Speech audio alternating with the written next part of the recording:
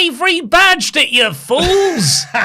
Is the new era, the season premiere of Monday Night Raw, really just the old season of WWE Friday Night SmackDown? I'm Ollie Davis. I'm joined by a returning first time back on, well, here, because he did the Friday Crown Jewel review, but this is the one that counts. It's Luke Owen, D-A-D, officially. Do you want to say a few words about being a dad in person right now? It's been wonderful. It's been lovely. I very much like her, like my little daughter. She is excellent. We're very, very happy. Slightly tired. She sleeps well. She poops a lot.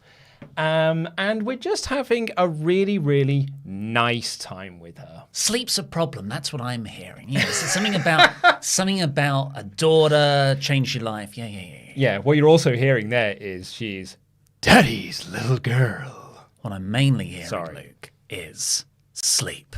Yes, Do you track sleep. yours correctly? Because with the Aura Ring on this finger, a lot of you have noticed it. Looks like I'm doing something rude there, doesn't it? But I'm not. This is perfectly fine. This is not the bird. It's the finger next to the bird. A lot of people have been going like, oh my God, Ollie got married and nobody told us. Genuinely. So we had this conversation yesterday on the Patreon podcast. Patreon podcast, our review of Bound for Glory 2007 will be out tomorrow, Thursday-ish. I'd noticed you on streams while I've been off wearing this ring. And I was like, either it's a really new fashion statement that he's making, or he secretly got married and didn't tell any of us. Well, which I'd be honest, I wouldn't be surprised by. If my lady partner proposed to me with a fitness tracking device, I don't care about my stuck-up gender norms. I'd be like, yes. Oh my God, you know me.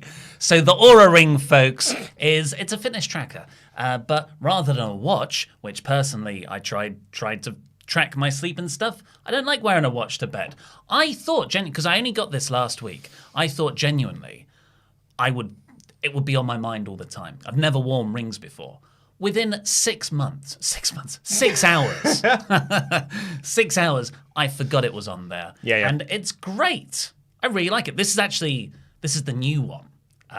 But the previous model, which I had only last week, it knows you so well. On Saturday, I woke up and I was like, oh man, I didn't sleep that well last night. And I look at the Aura app and it said, hey, did you eat late last night? And I said, yes. And it said, well, that makes sense because your heart rate took forever to calm down, like 3 a.m., so you ate too late, your body's still digesting, you had a bad night's sleep. Stop eating late, Ollie. I was like, thank you, Aura Ring. Wow, there you go. That's actually pretty cool. It is cool. I can't go to bed wearing a watch. So I think I would probably need something like this as well. If I did want to track my sleep, broken currently as it is, maybe actually this is the time for me to do it because I don't know if I'm fit to drive. I'm driving into London at the moment. Ignorance is bliss in this case, I think. But yes, sorry, I spoke far too much about this already. I know you all want to talk about wrestling. So I was just a skip ad. Yeah. It's because I approached them and I was like, please advertise with us. I really want your product. I like it. And they did. So thank you. Aura Ring. We'll talk more about them, I guess, although we've probably already overspoken about it. There's a link in the video description below for you to check them out. Right. This episode of Raw was the season premiere of Raw. You've missed a lot in your 4 weeks off. You missed a whole draft. I did, yeah. I've watched. I did watch a bit of WWE while I was off. The kid wakes up. I take the kid downstairs because it allows my wife to sleep for a little bit. So me and the kid go downstairs and we just sort of hang out together. And, sometimes it's a bit early for the West Wing. So you're like, okay, it's Tuesday morning. Maybe I'll watch Raw. I've watched one episode of Raw in my entire paternity leave off of the 4 weeks I was off. And that was the draft episode. And I got through it in 50 minutes. 50. Basically, 50. I was skipping forward, waiting for the new draft segments. Who's been drafted? Skip forward, next draft segment. Oh, I'm in the middle of one. Skip back 10 seconds, get to the next draft segment. And then I saw that they split the New Day up, and I was like, oh, for God's sake. Again, what the is Big E title win. Like, they don't understand what makes Big E special. So the first bit of WWE I properly watched was Crown Jewel, and that was only to review it. What a return. Well, they've me and Brian talked about this. Tempest. Everyone knows what his name is. I don't think they do, because, and the reason why I say that is because, the reason why I say that is because when he did the All Out media stuff, and they said it is from WrestleTalk, a lot of people says like, oh my God, I now know what Tempest's real name is. Oh, okay. Well, sorry for that slip. It's not really his name. Killing the business over here. We said, we were speaking on the SmackDown podcast. We were like, he said, you know what they've done? What's it saying? Chat's going, look at the chat exploding about this. Now I know how like all those shoot interview of gotcha moments feel. Put that on Botchamania. The Tempest said on SmackDown's podcast I did with him, he was like, you know what, in the draft I feel like I had a good SmackDown roster and the draft has, ruined that. And I said, I felt like Raw had a good roster and they've ruined that. So what WWE have managed to do is make somehow everything less than the sum of its parts, while also really not changing anything up. So a lot of the stuff that's been on SmackDown for the last 3 months, Bianca Belair versus Becky Lynch, Liv Morgan versus Carmella, those feuds have been transplanted wholesale over to Raw, and we got very, very few instances of the new draftees mixing it up with the pre-existing roster. Yeah, it felt like this episode of Raw was, and WWE have always thought this as well. They think they have two audiences. An audience that watches Raw and only watches Raw, and an audience that watches SmackDown and only watches SmackDown. So this episode really felt like, we need to introduce all of these SmackDown people to our Raw audience because they'll have no idea who they are. So you had to have like Alpha Academy versus Street Profits versus the Dirty D-Wags to get them out there and be like, these are like, okay guys, they're very new faces to all of you here, so we need to get Ziggler. Exactly. That's how they think. We have to do this with Bianca Belair and Becky Lynch, Liv Morgan and Carmella. To the Raw audience, these are fresh matchups. But to us as WWE audiences, the actual WWE audience in the real world that just watches every hour of product that they put out, I've seen all these matches a bunch. When Liv Morgan and Carmella had a match, I thought it was a rib. I was like, this has to be a joke. And the triple threat tag team match, at least it had stakes. And RK Bro versus the Dirty... I'd actually much rather RK Bro versus the Dirty D-Wags than RK Bro versus AJ and Amos, which is what they originally advertised. Yeah, of course. AJ Styles was not on this episode. Wasn't at all backstage, apparently. So when, for people who have commented on that, I think whenever someone's off TV at the moment, they get a free pass. Yeah. Like it's, extenuating circumstances. But should we talk about the opening segment and the main event bookend? Let's do it. Because Big E comes out, he does the sort of, hey, it's WWE. You haven't been watching? Here's what's happened over the last few days. We just got that in a video package, but Big E says it so well. He's so good. I love him as WWE champion. Yeah. And this brought out SmackDown. So Seth Rollins came out, Finn Balor came out, Rey Mysterio came out, Kevin Owens came out, and they all put their case forward for why they should get a shot at the WWE Championship by listing all the titles they've won. Yeah, so Seth Rollins came out and he said, hey, I just lost my last match, a Hell in a Cell match against Edge. And then Rey Mysterio came out and said, hey, I haven't won a singles match in 3 months. And then Finn Balor came out and said, hey, my last title match was against Roman Reigns and I lost that, and I lost the King of the Ring finals. And then Kevin Owens came out and said, hey, I haven't won a singles match in 2 months and I've been beaten by Happy Corbin twice in the last couple of months. I think we all deserve title shots now. They didn't say that. But they should have done. They did. They went too far the other way to what you're saying. Yeah. Where they just reeled off. Like I said in my review, it was a Wikipedia page. And I've been thinking about this promo a lot. And it's not that it's bad. It's not like a bad content. It's just so lazy. Yeah. Because you need characters to sound distinct from each other. But everybody sounded the same. Yeah, and I thought the main event that we got was great. Terrific. Yeah. Of course it was terrific. It's Kevin Owens in a ladder match. Kevin Owens seemingly has been put on this earth to make ladder matches great again. And I feel like anytime like Kevin Owens is booked in a ladder match, there's a little part of him that's just like, I mean, I can't let anyone down. I can't let Sammy down, of all people. The old Foley complex. I think it is. I think it's like people. I don't want someone to message me on Twitter being like, "That's not exactly ladder war, was it?" He wants every one of his ladder matches to feel like all of his ladder wars against Generico. So he went out there and it was great. But like, yeah, you're right. It did feel a bit samey. It's the same sort of faces that we were seeing on SmackDown that's now already sort of presenting them as main eventers, I guess. So, there's a bit of a step up. But I would have liked some distinct characters and actual reasons as to why they wanted title shots, as opposed to, hey, I was once a United States champion a couple of years ago in a very bad title run, if you remember that run for Kevin Owens. But when I was off, I found my new favorite analogy for WWE, or my new comparison to WWE. Remember Pogs?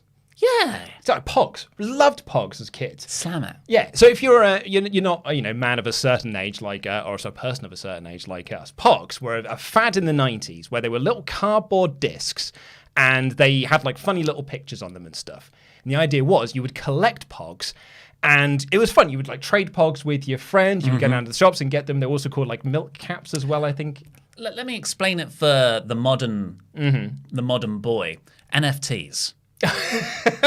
They're real life NFTs that you use to throw other NFTs. Well, this is where my comparison comes in, because I don't think a lot of people know that Pogs was a game. So okay. Pogs was a game where you're meant to stack them up, and in your pack of Pogs you would get a metal one that was much thicker and much heavier than the other ones. And the idea was you get together with a friend, you and I would play a game, we would collectively put our Pogs in a stack, and then you slam the metal one down onto the cardboard things to make them fall down. If they fall down, you then get those Pogs, and your friends would then slay it until you've got how many Pogs you've got left over. It was a way to win Pogs off of people. Marbles. Kind of like marbles. Problem was, no one ever did that.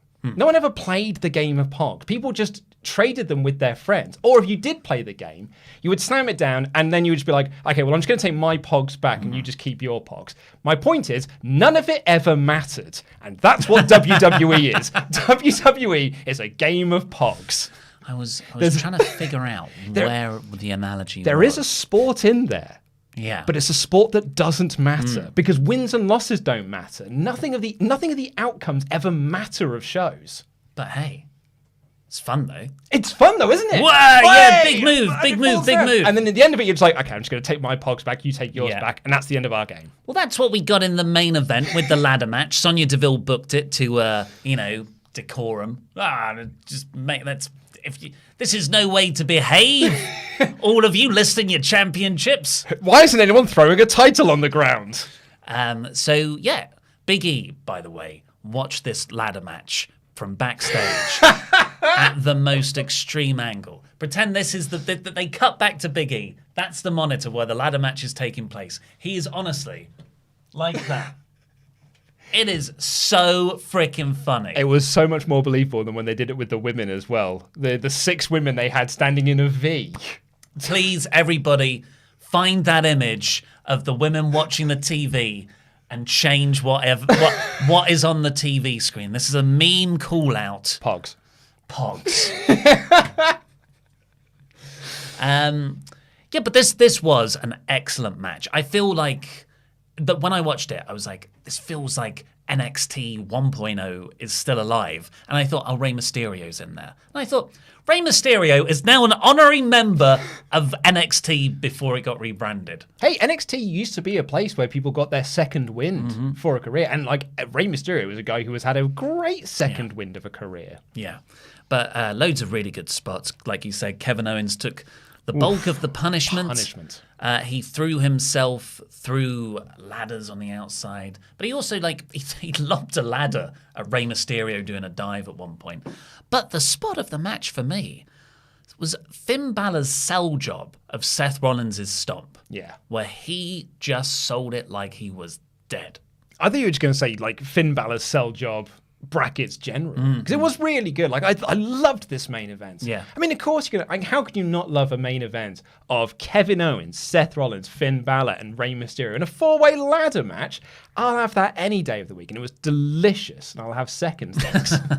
And because it was a ladder match, you got a clean finish as well. And it was quite an inventive one. Ray got taken out by Owens. They'd have found a way. Brock Lesnar would run. Owens got pushed through that ladder. Seth got the stomp. So, yeah, Finn got stomped. Seth went up the ladder and won. This was actually my prediction. Yeah. When I did the Crown Jewel review with SP3, he said Big E, defeated Drew, and he said, "Who do you think's next for Big E?" And I said, "It'll be Seth Rollins." Because he's just lost against Edge. So he'll just become the new number one contender on Raw. So I haven't said this out loud yet, so apologies if it brings it into being. Survivor Series. A lot of people dropped their main title. I did think about this on the way here today. I feel like Big E Seth, it's going to be a TV match because... otherwise you have to wait till... Day one in January 1st. So I feel like it's going to happen before Survivor Series. And if Seth wins, it's Seth versus Roman. Which... Okay, I mean, yes, you're right. However, they have already started the storyline of Roman and Big E. Because Roman sent the use... I believe I was listening to your podcast reviewing this. He sent them to kind of take out Beige in the New Day. That's what they would. Beige and Drew McIntyre. Beige does not associate with Woods and Kingston. Oh, that's a shame. Because you'd think that they would do because they really are a great unit. In front of you. It's right there in front of them. So yeah, I think they are still going to do Beige and Roman at Survivor Series. Well, I hope so too. Me too. They seem to finish a little bit early, so. They just stalled for time. I don't think Big E was meant to come out originally, but they were just like, "Oh, quick, go out there, stare at him," because it wasn't like a particularly strong way for a champion to look. Go halfway down the ramp, stop, follow Seth up with your eyes, and then Seth cut a weird promo backstage, which was very well done on the fly considering the match he just wrestled. And then they just did this slow motion replay of the win. Come on, stretch out a little bit more. Copyright image. We're out of here. They took everything from SmackDown, including running short on live shows. Remember that back in when they first started going live? Way away, yeah. They were the first time SmackDown went live when they moved to Tuesdays, and it was a 2-hour show, but they only ever booked an hour 53 worth of content. So the last 7 minutes was send Kevin Owens out again and he'll just stare at Shane McMahon and that's how we'll end off the show. Give Sami Zayn a microphone. Because what was Beige doing? He came down to look at Seth. I know, but I mean, because Seth walked past him and then cut a promo with whoever it was backstage. So what did Beige do for the live crowd? Was the Seth promo played on the screen? I think he did this. I think he just jiggled his titties. Can you actually move your tits? I'm trying to. I can see them move. For podcast listeners, Ollie is moving his breasts. You know what this is though? I think I'm cheating a bit using my shoulders. Yeah? I'm not Ethan Page. I haven't got the tightest tits in wrestling. Can you just move close to the camera to see if anyone can spot you doing it? Because it is impressive if you can do it. Maybe you got the tightest tits in WrestleTalk. Do you want to do some Ultrachats? I will do indeed. Get your Ultrachats in to WrestleTalk.com/support. Join in the conversation. We'll read out every single one of them. It is pretty good, isn't it? Above $5. Riot DR said, remembering how the WWF booked Vader, I should be less shocked at how they've restricted Bearcat Lee. Also, don't make Priest angry. You wouldn't like him when he's angry. Love you guys. Thank you so much for the content. CJ Thornton said, I did find it funny that Seth was trying to hype himself up, then be continually interrupted by 3 people that beat him, and 2 specifically for a title. But that was played into. I thought they did that quite well. I did like, actually, how everyone just came out and was like, yeah, you did lose to Edge, didn't you? So why do you think you deserve a title shot? That was nice. Bezo Banks, still great to see WrestleTalk's D.A.D. back on our screen. Rollins always gets the title shot after a big loss, with Charlotte, Sasha, and Becky Bianca being programmed. Maybe we could still get Belair Banks 3 at Survivor Series, please? Because I'll be at Survivor Series. Can't wait to be disappointed. Hey, well, if it's Lynch versus Flair, kind of want to see it happen now. At this point, yeah. It's the hottest feud in the company. Yeah. I think I'm not going to add anything to that conversation that hasn't already been said, to be honest. Lakshiminasharam B. Is the new WWE era Raw just the old era WWE SmackDown? Shh, you're not supposed to say it out loud. Today's Raw was pretty decent, though. RK Bro is great. The best part about RK Bro is Randy Orton gives a hoot again. Until he doesn't. I thought this was a really decent episode of Raw. I actually quite enjoyed it, really. Yeah, solid. Solid. You are coming at it from 4 weeks off. Oh, mate, I heard the podcast when they did like the Can They Coexist for the 3rd week running, and you'd had a week off, and you came in like, what a great episode of Raw. I said to my wife, I was like, you can tell that Ollie's had a week off from watching wrestling, because he'd come in and be like, this is great, guys. Oh my God, how will they coexist? They didn't. Shall we move on to the main show, but not before? A word from our sponsors, Aura.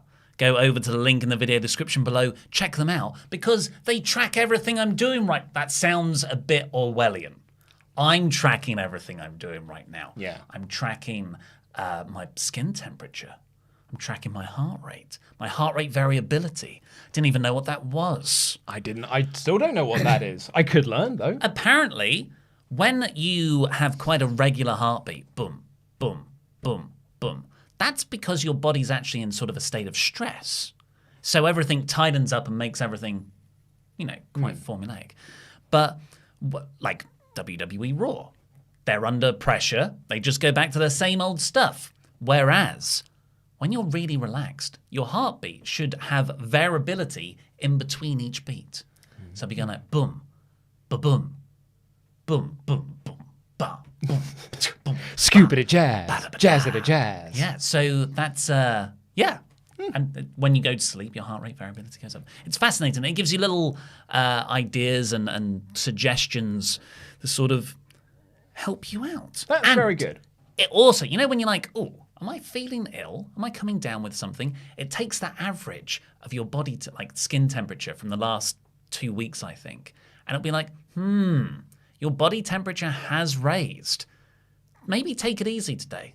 Fight off whatever's coming on. So you might be able to preemptively fight off getting sick. If only we'd have had this before COVID. I know. I'm not going to say it's a COVID cure. No. But I'm not going to say it. Of course not. No. However, flu season is coming up, so be careful, everyone. Maybe this is the time to get one of these. Check out that in the video description below. Okay, and also say welcome back to Luke in the Ultra Chats. We'll read out every single one of them by the end. So we got our opening bit, which was all the SmackDown draftees standing in a row. And then we got all the SmackDown tag teams standing in a row. Street Profits took on the Dirty Dogs versus Alpha Academy. I've written down Team Alpha here. Otis looks sad. Well, yeah, I've seen this match in various combinations on SmackDown, so it was kind of hard to get invested in this because I've seen it a bunch. But, it's always going to be decent action because the Street Profits are great. Ziggler and Rude are very, very good. Alpha Academy, like Chad Gable, Craigie, he's amazing. And Otis is brilliant as well. So, it is going to be great in-ring action. The thing that excited me the most from this, though, was surprisingly, Amos coming down to the ring. And I was actually disappointed he didn't roundhouse kick Montez Ford. Have you seen it? Oh, it's the it gets so high. It's the greatest roundhouse kick in the history of professional wrestling. My hip. Oh. But he's starting a feud with the Street Profits. So that means we have got a feud for a tag title with the champions and a separate tag team feud between two tag teams. No, we haven't. Why not? It's a three-way feud. No. It's going to be Street Profits versus AJ and Amos versus RK Bro. AJ and Amos cannot be going for the belts anymore. They've lost it 1,000 times. You know what happened on last week's show? I don't think I do. RK Bro had a really good match against Street Profits. No one won, though, because AJ and Amos beat them all up afterwards. Yeah, because they're going after the Profits. Okay, well, you know. Because they're going after the Profits, and they had to do it on Raw there because they were challenging for the belts on Thursday. Luke is drunk on holiday / paternity leave. We can't take what he's saying seriously. This was a good match, though. Good. Amos cost the Street Profits the match, and the Dirty Dogs got the win, which means later on the same night, which is a bit psychologically skew-if, because I don't want the heels fighting from a disadvantage, we got RK Bro versus the Dirty Dogs, and if it wasn't for the really good main event, this was by far my match of the night. Yeah, it was good, wasn't it? Really good. Really, really good. I love the two teams. That's a stretch. That is holiday mode. I love the Dirty Dogs. God, what a team. No, I like the combination of men that are in the ring. They're there. They are a team that exists within WWE. I really like Bobby Roode. They used to be on SmackDown, and now they're on Raw. But this was the Dirty Dogs. This was a fun match. It probably should have been on next week's show as opposed to doing it on this week's show. But, you know, that's what happens when you book on the fly, I guess. Yeah. Randy Orton, he seems so motivated right now, which is exciting to watch. And the final minute of this, where Randy hit an RKO on Rude, I think. He was pushed out of the ring. Riddle and Ziggler went back and forth with pins. Oh, it's great. Good stuff. Really I enjoyed it. But of course, RK Bro won. But that doesn't mean that they're not feuding with the Dirty Dogs over the tag titles because feuds just carry on regardless of who wins and loses. Zelina Vega is now the Queen's Crown winner, which, ergo, means she now occasionally has an English accent. Do you want to hear my massive hot take on this? Yeah, it's good. Watch it play out. Oh, no, you're going to say it's good. I hate King of the Ring. Oh, okay. I absolutely hate King of the Ring. But what about Queen's Crown? By extension, I hate Queen's Crown. But it's like King of the Ring, but shorter. Here is why I hate King of the Ring. Okay. Everyone gets excited about a King of the Ring tournament. Every single time they announce a King of the Ring tournament, we get people messaging us being like, guys, can't wait. It's going to be WWE's G1. And it never is because this company hates tournaments. So we get a pretty average King of the Ring with the winner that we wanted. And even then, someone pointed this out to me on the Friday review because me and SP3 were like, they gave us what we wanted. They gave us King Woods. And someone pointed out to me, was like, no, they nearly did. They've given us King Xavier. They had the thing that we wanted, but couldn't get it right. It should be King Xavier, though, right? No, because he calls himself King Woods. I guess so. But WWE going like, no, you're King Xavier. But, you know, it's King Charles, it's King Well, that's WWE's Henry. logic, isn't it? But, like, what I hate about King of the Ring is you have to have a crap gimmick at the end of it where you pretend to be a king. Zelina Vega, now just because she has a crown, has to every now and again have an English accent and talk about queens from the past. Like, SP3 made an excellent point. Yes, Queen. Do you know where she's from? Queens. She's from Queens. Why didn't you just make that her character? She's the Queen of Queens. That's pretty good. That's really good. She doesn't have to be a queen. She's just the Queen of Queens. No. You've got to be a literal queen. No, you don't. It's so... I feel like Pete. You don't... I hate King of the Ring. I hate it so much. I haven't enjoyed King of the Ring since 2001. You haven't enjoyed most things since 2001. That's fair. I wish they gave her some kind of powers. Because she cuts this... Mental powers. Long promo. Yeah, you know, like, you did all that stuff with Bliss. Why drop it? She cuts this long promo about how she's going to be respected and loved and ruthless. I'm like, but what does that mean? Mm-hmm. Do you get to make matches now? Do you get to book your own tournament? Do you get to choose a a court? No. Have courtesans and... You're just a queen character. You just get a... You get a crown, a scepter, and you're now... But she's not.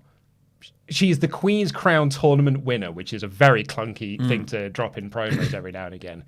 Yeah, that's my hot take.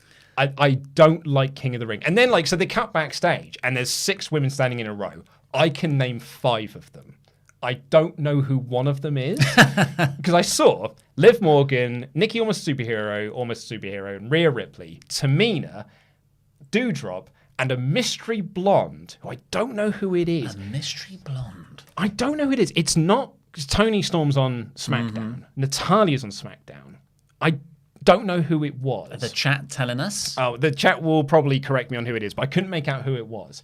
And then Doudrop, who lost the Queen's Crown tournament winner, was so mad at this promo that she stormed off, to go and fight Zelina Vega. And then as soon as her music hits, just does her regular entrance. Hey! And waits for a match to start. Yeah, lock up. But she... Oh, it was Dana! No wonder I didn't recognize her. She changes her face. She's got a new look. She always has a different face. The Photoshop department have had another go at a render. This turned into Doudrop versus Vega.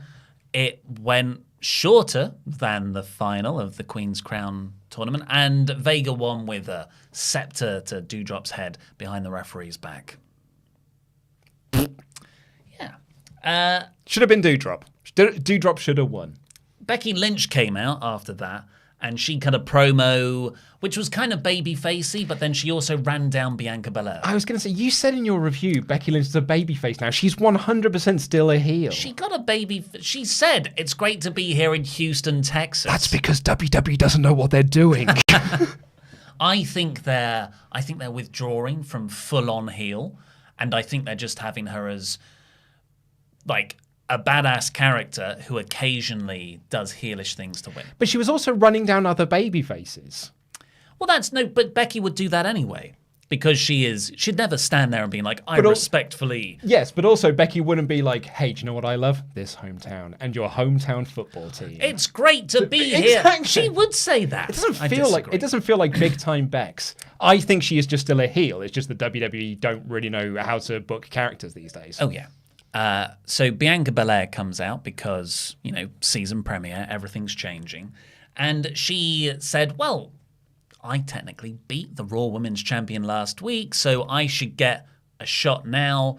And it was actually a pretty good promo. I lost to you 3 times when you had the blue belt, but now you got a red one. So I think that wipes the slate clean and I can have a fresh start at you. Yeah. Did Becky pin Sasha? Yes, she did, yeah. Well, I would have built it around that. But at the same time, she came out and was like, hey, you had to cheat to win. It's like, well, yeah, but it's triple threat. It's no DQ. She can do whatever she wants. Lynch said, get to the back of the line, bitch. I agree. I agree with Becky. I know, yeah. They had a brawl, but Belair still looked tall, stood tall at the end. So this was pretty decent. It's repetitive because we've already seen this on the other brand, and I was kind of ready for something new. And it would be better if Bianca just had the title after beating Charlotte last week. But yeah, this was all right. Yeah, I think my problem is with it is that we have seen this, every week since SummerSlam. It's just, now it's on a different color show. And I think it's WWE's own fault because they haven't built anyone else to be a contender to the title. Yeah. So we have to do Belair, which is a shame, really. I'd have liked to have seen Belair moved into another program, still be featured on TV because you can do that and not be in a title feud. Have her get some impressive squash match wins. I would love, yeah. I mean, it feels like she doesn't win matches anymore, so it would be nice to give her some wins, but rather than just repeat this match that we have seen before. Because as well, the title segment on SmackDown really does establish that these belts mean diddly dick, and they are just props for you to hold. So currently advertised for next week. Whether we'll get it, who knows? We've got Lynch versus Belair for the title. It's a screwy finish, right? Oh, I think it's a DQ They're not changing the title. I don't think so. I think we're getting a DQ finish. I don't think they're going to pin Belair either. It'll be a DQ. After that, we got Damian Priest versus T-Bar. T-Bar, unfortunately, because if there's ever a time to change up someone's gimmick, it's... Why would you change it? It's working. Why would you change T-Bar? It's what got him over. You know what? You're right. T-Bar's fantastic. Why mess with that? Like, you've split the tag team up. He's no longer with Retribution anymore. Retribution are a memory of the past. He's no longer with Mace. What better time to press reset? And Vince was like, why mess with perfection? Yeah. He's already got everything that he needs to get over. It was everything else that was holding him back. Exactly. Mace was holding him back. That's probably, I mean, I do think that's what he thinks about Big E. It's like, Big E would have been a world champion 8 years ago if it hadn't been for the New Day holding him back. So now, thankfully, we've got 100% unfiltered, unadulterated T-Bar. Yeah. He can finally get over. He has a match with Damian Priest here, which goes a minute and a half. T-Bar quite impressively gets one of the large commentary table chairs and just lobs it at Damian Priest. Remember when Braun Strowman did that? And we were all like, this is amazing. Or Roman did it to Braun. I can't remember which way around. So, T-Bar lost. Damian Priest then goes crazy and also, I think, awesomely beats up T-Bar around the ring and lays him out in the middle.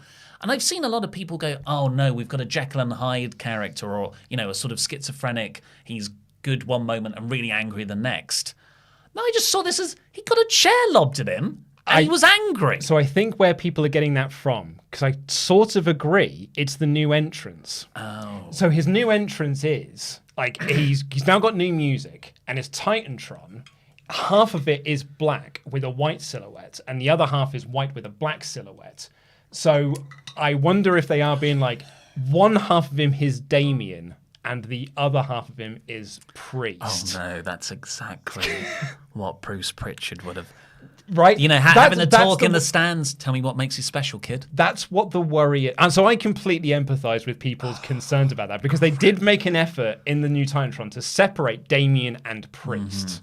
Okay, well, that goes my take on this is the coolest Priest has looked, I think. Might be right. You might be right. Apparently, according to Sean Ross Sapp, the reason why Damian Priest hasn't been on TV since the Sheamus feud is they didn't have any plans for him until after Crown Jewel. Yeah, okay. After that, we got... I enjoyed this. Jimmy Smits on commentary. They're doing a push for you to vote for The Miz on Dancing with the Stars, like to keep him in. But he said it in a way where it was like, you too can prevent the abuse of Byron Saxton. And I thought he was doing a legit charity drive message. So that made me laugh. And it's very rare that a commentator in a pre-scripted plug can make me laugh. So well done, Jimmy Smith. Well done. We got Carmella versus Liv Morgan next. Not entirely sure why. Oh, I mean, what else are you going to do? Yeah, good point. But that person who looks like Dana Brooke. Yeah, maybe. Have her fight her. This was this was SmackDown. It's the same match we've seen since they started doing this in March. You know what? It's pretty good. Like when they wrestled there, I've done it enough times, I guess. Okay. When you get enough practice. It's like this show. This show's really good now. Yeah. It wasn't that great when we first started doing it 4 years ago. But now it's pretty tight. So good in-ring stuff, but please move on from this. Yeah. The other thing to add to that, Carmella's gimmick is I'm well fit, which is so different from Mandy Rose's gimmick in NXT, which is I am well fit. And it's very different from Aaliyah's gimmick on SmackDown, which I believe is I am well fit. They're on different shows, Luke. Nobody watches all of the shows. Yeah, you're right. You're absolutely right. And we got Keith Lee versus Cedric Alexander, but not any old Keith Lee. This is Keith Bearcat Lee. Because he comes out, he's a Bearcat now, he's big and powerful and burly, and he threw Cedric around, and that was really cool. Keith Lee's fantastic. And he won, and he was put over strong. All good. Should we move on? I mean, you could have said the same thing about Karrion Kross, 6-7 weeks ago when he was just being put over strong in squash matches. Yeah. Where's he been on TV for a while? Like, this will last 3 weeks, and then we won't see Bearcat Keith Lee. You don't anymore. think? What have they done to my beautiful boy? I have seen Keith Lee wrestle in so many promotions over the years. And do you know what he's always done? Captivate me. Gotten over. He's always gotten over because he's so unique and so cool and so charismatic and so special. And I appreciate there is some wonderful historic significance to the name. I very much appreciate that, and I love that. But this presentation is generic big man, and it's so uninteresting. It is remarkable that a wrestling company has managed to take Keith Lee and make him generic. Yeah. That takes talent. Nothing against Keith Lee's performance. I think for what they told him to go out and do, He did it exactly. Yeah. But unfortunately, their version of creativity is so far below what Keith can do if he was given his own stuff. And the final thing to talk about is Dominic Mysterio versus Austin Theory. Dominic Mysterio sort of was like, I'm not going to take a selfie of you and my dad, Austin Theory. That led to a match. Austin Theory beat him in a few minutes. Another win for Austin Theory. I quite like Austin Theory's gimmick of I'm feuding with all the people that I was fans of when I was a kid. He'll be right at home on Raw because there's literally hundreds of them for him to beat up. Yeah. It looks like the Raw roster from 2007. He's literally like, man, I literally have walked into my childhood here to beat up and take selfies with. John Morrison. Hey, the Miz How's it going? I'm totally fine with this. I thought it was good stuff. Yep, and then we've covered the tag match and the ladder match, which closed the show. So overall, I gave this a 3 out of 5. Yeah, a well-earned 3 out of 5. It was a bang average show. It was a good start to a new era of WWE. If you peel back the layers somewhat, well, it wasn't though, was it? It was an average start to a new era of WWE. Yeah, fair. It was an average start because it was definitely 3 out of 5. Definitely 3 out of 5. Yeah. You're right. Sorry, you're right. This was a average start to the new era of Raw. But if you peel back, shake off the holiday. You got to shake off the paternity leave fog. But if you peel back the layers, it is just SmackDown, but a different color now. And that is incredibly lazy and very, very frustrating. And there's a reason why I didn't watch any WWE in the 4 weeks that I was off. But I did watch every episode of Dynamite and Rampage. Yes, yeah. It was bloody brilliant. It was good. Do you want to hear what the community tab Yes, please. Community tab was in agreement with us. 52% gave it a 3 out of 5, with, interestingly, 4 out of 5 and 2 out of 5 both getting 15%. So that's a really interesting, Yeah, that's solidly in the middle there. That's solidly middle, isn't it? Looks like a middle finger. It does. Rawful did get 13% and Rawsome got 5%, but that is very much people are like, yep, solidly average episode. I think that's unfair for Rawful. I think so. I've seen Rawful shows. Yeah. This was not that. Well, you know how we got people who always just vote 1 out of 5 on Dynamite shows? I think that's what this is. People who just like, no matter what this company does, I'm always going to rate it 1 out of 5. And I think that is unfair. Well, we've got a packed week of Patreon content coming up for you Patreons. We have Fan Quizzlemania tonight, and you'll be competing against this guy. I'm back, everyone. So go over to patreon.com/WrestleTalk, become a Pledgehammer over there, and then you can partake in a live version of Quizzlemania against all your other Patreons who show up. When I did it the other month, there were 90 people playing, I think. Wow. And for half the quiz, because it's real-time tracking the way we do it, I was 89th. Wow. Matt, who was the 90th? I think a bot that had somehow found its way onto this private link. But I ended up 17th. Hey, that's a good comeback. Yeah, it was great. And we've also got Bound for Glory 2007. TNA's Bound for Glory 2007, reviewed by these two fine folks for you. That'll be dropping Wednesday or Thursday when I get a chance to edit it. I don't know about you. I think it's one of the most fun reviews we have done in WrestleTalk Extra history. We laughed a lot because there was so much to laugh at, including, everyone, a reverse battle royal that starts with 16, becomes 8, which then turns, once 6 are eliminated, becomes a singles match that sets up an 8-man tournament with the order of eliminations determining the seeding for that tournament, which is then won by someone who wasn't part of the original 16 people.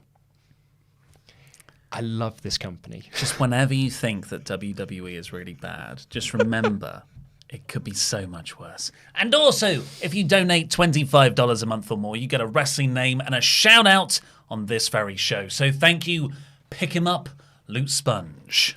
Do you know what I like? Listen to the podcast version. Is Tempest going, yeah. Where do we get to? Le Chef de la Tribu, Lynx the Sun. Yeah. The heir to the throne, Kate Ayers. Yeah. Brian, Null, and Boyd. Yeah. The true Alpha Wolf. Yeah. Manipulating Manny Umaria. Yeah. Always shining, Garrett Albright. Yeah. The easiest name to pronounce, Josh Razalkis. Yeah. The Snapdragon King, Ryo Adonde. Yeah. WrestleTalk Extra Pole Master, Lendell Brenson. Yeah. Michael Mislane My Keys. Yeah. Meticulous Michaela Traub. Yeah. Kenny, everybody's got a price, Bryson. Yeah. Michael Jensen Radio. Yeah. Send me to heaven, Evan Reich. Yeah. And lastly, for this Hall of Fame class, on the 26th of October 2021, Bobby G in the house. Yeah. Right, let's do all of our Ultra Chats. Last call for those. Say hi to Luke again. WrestleTalk.com/support. Dartrain24. I watched the rise and fall of ECW last night. For obvious reasons, we can't see the match, but it made me realise how much I want to see a Walter versus Mike Awesome bout. Talk about big beefy boys. And Luke, welcome back. I wish you guys all the health and love. Thanks. Well, I'll track it. My Aura ring. I love Mike Awesome. Oh, yeah. Love him so much. It's great. James Hanley. Welcome back, Luke. Thank you. We've all missed you. Did either of you watch the Danielson Rhodes match on Saturday? Yes. Holy balls. The Andrade Pac match on Rampage was one of the most insane things I've ever watched. Huh? Raw? Never heard of it. It was a really, really great match between Danielson and Dustin. Yeah. My highlight, though, was going onto Twitter and seeing the mayor of Painesville, Dan, say, well, match of the year. Yeah. I've been telling everybody. For 4 years, he's been flying that Dustin flag. Match of the year. Yeah. Like, that was better than the Omega match. Charles Berg. I think Bruce Pritchard said this, but I'm not sure, and it feels this way to me. WWE put on the shows with the idea that this is somebody's first time watching, so maybe that's why it's repetitive. Anyway, time to walk some dogs in the pouring rain. Jam that jam. It was Stan Lee's quote he used to say about comic books, which is that every comic book is someone's first comic book. But that doesn't mean repeat stuff. No, it just means get a little bit of exposition as naturally as possible in there. And then there'd be a little editor's note that would say, see X-Men issue 244. That's what the video recap packages are for. Yeah. You recap Liv Morgan versus Carmella. Here's what happened 2 weeks ago. Now here's the rest of the story. You don't then just do the recap again. Yep. Steve Duggan. Hi guys, not asked with Raw, but do you think Cody using the Tiger Driver 98 to win against Malachi means anything? Feud with Kenny after he drops the belt? Heel turn soon? Find Cody fascinating right now. Congrats, Luke. Welcome to Dad Club, DAD. Thank you very much. Hey, do you know what my Spitfire hot take is? I thought the Cody Malachi Black match was awesome, and I loved the finish. Yeah. That's the one match I haven't seen yet. That's dead good. Yeah. But I don't think Cody's turning. No, neither do I. James Hanley. Welcome back, Luke. We've all missed you. Did either of you watch the Danielson Rhodes match? Yeah. Have we watched? We've read this one. We have. We've had it twice. James Hanley. Well, yes, we have. On the Andrade Pac match. It was fantastic. That DDT. Oh, the sort of bump that Andrade took when he went over and just fell on the apron. Oh, man, it was so good. Do you want a hot tag? We'll do Nate S. Welcome back, Luke. DAD. Ollie, for the Survivor Series stream, you should book Brand Warfare. Jam that champion Pete versus Quizlemania champ Tempest. LIW implodes. Oh, my God. So you can't book that, though. You're not in charge anymore. You're a manservant. Yeah, I need Pete to lose the belt. Zoe Sung, with all the backstage leaks and news coming from WWE over the weekend, this is a good time to remind people to protect your mental health. You never know what someone is going through or what kind of year someone has had. Nice tits, Ollie. They are nice tits. One Anonymous 243. Mad I have to spend £5 to make sure you know this, but yes, we did know Tempest's names because it was back in the day when it was just voiceovers and people made jokes about him sounding like the Brain. See, Key Larson, WWE NXT must learn. Oh, Key Lesson, WWE NXT must learn from New. I forgot Tempest used to do voiceovers from as his real name. It was bad timing. He did 3 videos. I was really excited about them.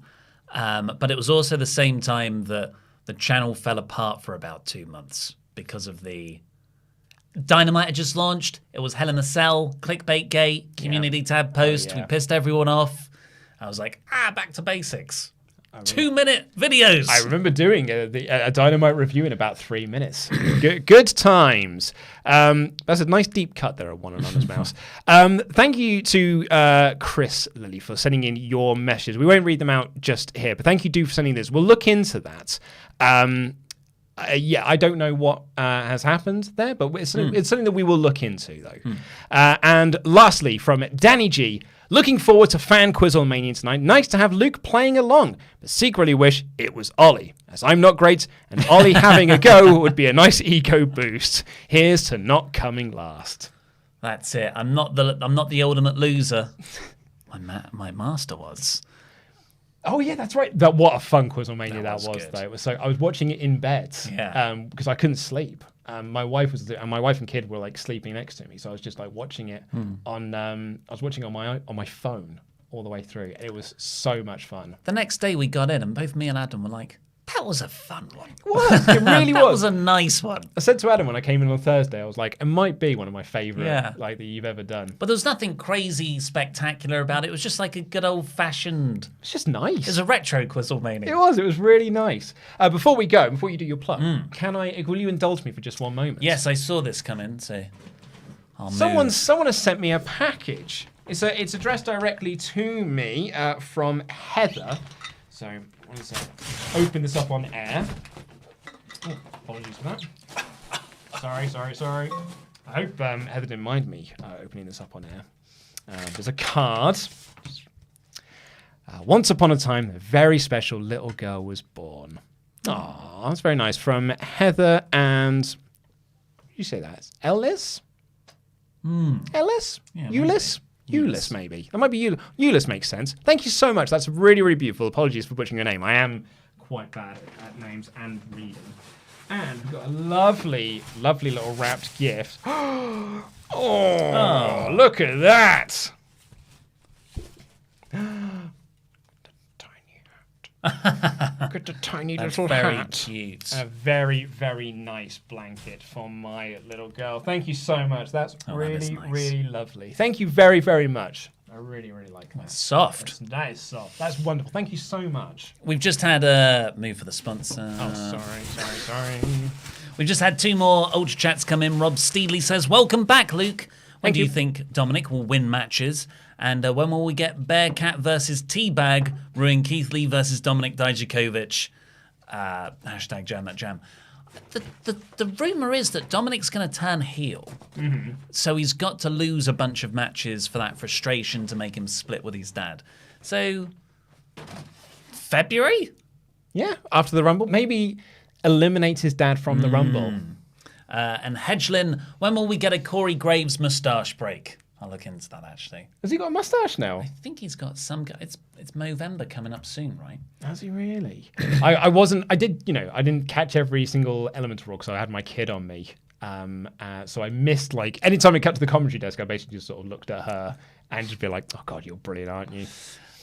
Yes, well, remember, go over to Patreon and become a Pledgehammer there if you want to play Fan Quizzlemania tonight with Luke. The details are all over there about how to join in and what time it starts and everything. And also, go and check out the fine folk at Aura, the Aura Ring. The link is in the video description below. And you too can track all of your health biometrics through an app. I feel superhuman. My readiness score is 88 today. I'm ready. 70 means you're going to have a good day. Wow. Yeah. So was it the excitement that you were doing a podcast with me? I said, I'm going to do a podcast. And I shut up.